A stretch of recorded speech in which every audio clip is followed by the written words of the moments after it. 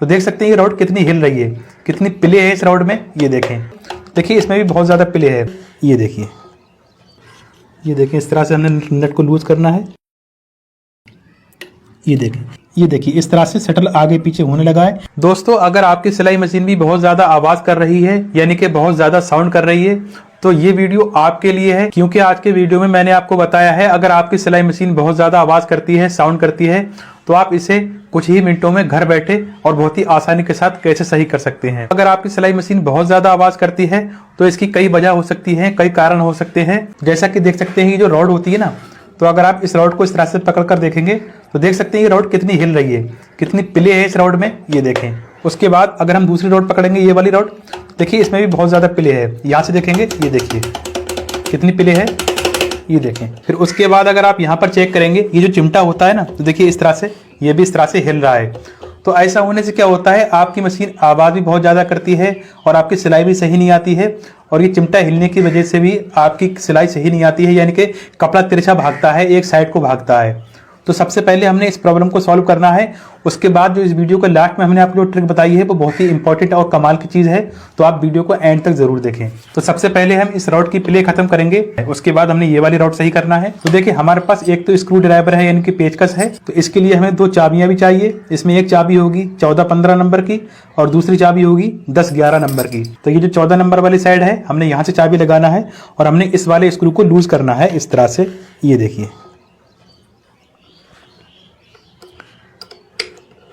इस तरह से लूज करने के बाद अब देखिए जो ये वाला स्क्रू लूज हो चुका है। उसके बाद हमने क्या करना है, ये देखिए हमने यहाँ पर पेचकस लगाना है। तो सबसे पहले हमने इसको इस तरह से टाइट कर देना है। ये देखें, इस तरह से टाइट करेंगे। टाइट करने के बाद अब यहाँ पर आपने क्या चेक करना है, तो जैसा कि देख सकते हैं अभी इसमें जो प्ले थी, अब वो प्ले खत्म हो चुकी है। पर यहाँ पर आपने ये भी ध्यान रखना है, इस रॉड में थोड़ी सी प्ले होनी चाहिए। प्ले होना बहुत ज़रूरी है, क्योंकि अगर आप यहाँ से बिल्कुल टाइट करके कस देंगे और इसमें प्ले नहीं होगी तो आपकी मशीन बहुत ज़्यादा टाइट भी चलेगी। तो इसलिए आपने यहाँ पर क्या करना होगा, आपने इस वाले स्क्रू को थोड़ा सा लूज करना है पहले। ये देखें, इस तरह से हमने लूज कर दिया थोड़ा सा। तो ये देखिए इस तरह से मैं लूज कर रहा हूँ। अब देख सकते हैं थोड़ी सी प्ले आ चुकी है। उसके बाद हमने क्या करना है, 14 नंबर वाली चाबी से हमने स्क्रू को टाइट कर देना है। ये देखें। तो वीडियो में आगे बढ़ते हैं, उससे पहले आप वीडियो को लाइक करके शेयर भी कर दीजिए। अगर आप हमारे चैनल पर पहली बार आए हैं तो सब्सक्राइब भी कर लीजिए। उसके बाद अब बात करते हैं इस वाली रॉड की। यहाँ ये जो प्ले है ना, इसको कैसे ख़त्म करना है। हमने इस वाले स्क्रू को भी लूज करना है इस तरह से। ये देखें, इस तरह से हमने लूज करना है। ये देखें,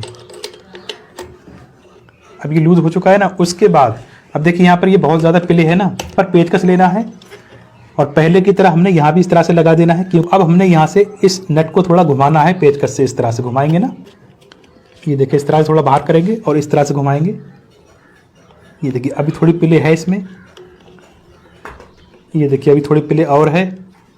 ये देखें, अब यहाँ पर ये प्ले बिल्कुल ख़त्म हो चुकी है। ये देखें, सरिया में थोड़ी सी प्ले होना बहुत ज़रूरी है, बिल्कुल थोड़ी सी प्ले होना चाहिए। इस तरह से अगर आप ध्यान से देखेंगे तो यहाँ पर थोड़ी सी प्ले है। हमने चाबी लगाना है यहाँ पर और इस तरह से हमने। तो अभी जो कुछ देर पहले ये वाली रॉड बहुत ज़्यादा हिल रही थी, बहुत ज़्यादा प्ले थी, तो अब देखिए इनमें प्ले बिल्कुल ख़त्म हो चुकी है और ये बिल्कुल टाइट हो चुकी है। तो जिस तरह के नट यहाँ पर दिए गए हैं, तो उसी तरह का नट यहाँ भी दिया गया है, पर यहाँ पर छोटा नट है। तो यहाँ पर आपने देखना है, अगर आपका चिमटा हिल रहा है तो आपने यहाँ से ये वाला नट खोलना है, पर ध्यान रखना है 10-11 की चाबी लगेगी यहाँ पर। और यहाँ पर ये नट खोलने के बाद आपने क्या करना है, पेचकस लगाना है और यहाँ से भी टाइट कर देना है। उसके बाद आपने इस वाले नट को कस देना है, ठीक है। फिर उसके बाद अब आते हैं मेन और इम्पोर्टेंट टॉपिक पर। ये सब सेटिंग करने के बाद भी अगर आपकी मशीन आवाज़ करती है, या फिर अगर आपकी मशीन में ये इस तरह की कोई भी प्रॉब्लम नहीं है, फिर भी आपकी मशीन आवाज़ करती है, साउंड करती है, तो आपने क्या चेक करना है, क्या करना है। तो सबसे पहले तो आपने क्या करना है, यहाँ पर सही से ऑयलिंग कर लेनी है। इस तरह से आपने मशीन का व्हील घुमाते रहना है और जहाँ जहाँ से पार्ट चलते हैं, घूमते हैं, वहाँ से आपने इसकी ऑयलिंग कर लेनी है। इस तरह से शटल में भी ऑयल डाल देना है। इस तरह से आपने हमेशा ऑयलिंग टाइम पर सही से करते रहना है, ठीक है। तो जब भी आपकी सिलाई मशीन ज़्यादा आवाज़ करे तो आपने यहाँ पर सबसे पहले क्या चेक करना होगा, ये जो मशीन की निडल होती है, तो आप पहले तो आपने निडल को नीचे लाना है। तो आपने ये देखना है कि आपकी मशीन का बूट तिरछा तो नहीं है, यानी कि एक साइड में टेढ़ा तो नहीं हो गया है। क्योंकि बूट तिरछा होने से क्या होगा, आपकी निडल बूट में टकराएगी, यानी कि इस तरह से चलेगी मशीन। ये देखें, मैं आपको दिखाना चाहूँगा, देखिए निडल थोड़ी तिरछी हो रही है, ये देखें इस तरह से। तो इससे क्या होगा, आप जब आपकी मशीन बूट में टकराएगी तो भी आपकी मशीन आवाज़ करेगी। अगर बूट थोड़ा तिरछा है तो तो आपने क्या करना होगा, तो हमने पेचकस लेना है और पेचकस को यहाँ पर इस तरह से लगाना है, ठीक है। पर निडल को हमने ऊपर कर देना है इस तरह से, और ऊपर करने के बाद हमने पेचकस से इस तरह से घुमाना है। ये देखिए आराम से घूम जाता है। तो देखिए अगर इधर को तिरछा हो गया है तो आपने यहाँ पर पेचकस लगाना है और इस तरह से लेकर आना है। इधर को ज़्यादा तिरछा हो गया है तो आपने इधर को कर देना है इस तरह से। ये देखें, तो यहाँ पर आपने देखना है निडल प्लेट का ये जो होल होता है, तो ये होल इस बूट के बीच सेंटर में होना चाहिए, यानी कि बीच में होना चाहिए। तो देखिए प्रेशर फूड की सेटिंग करने के बाद भी अगर आपकी मशीन आवाज़ करती है तो आपने क्या करना होगा, तो आपने ये वाला स्क्रू खोल देना है इस तरह से। ये देखें, ये वाला स्क्रू खोलने के बाद ये बराबर वाला स्क्रू भी खोल देना है। उसके बाद हमने प्रेशर फूड भी खोल देना है इस तरह से। फिर उसके बाद हमने निडल वाली प्लेट लेना है, जो प्लेट यहाँ पर लगी होती है। तो हमने क्या करना है, इस प्लेट को इस तरह से उल्टा करना है। उल्टा करने के बाद आपने इस तरह से रखना है।